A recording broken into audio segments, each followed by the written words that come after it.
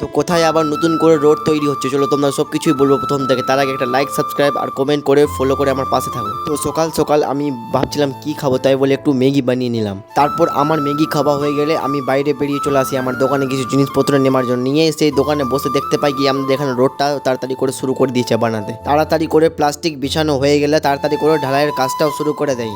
সত্যি কথা বলতে গাইস, জানো এই রোডটার জন্য কত আমাদের অসুবিধা হতো যাওয়া আসার। ফাইনালি রোডের কাজটা হয়ে গেল।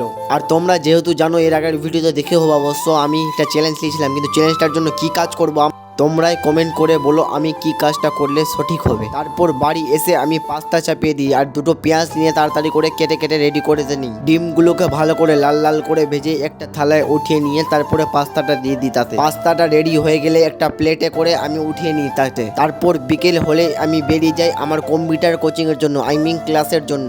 ক্লাসে এসে তাড়াতাড়ি করে আমার নিজের কাজটা শুরু করে দিই।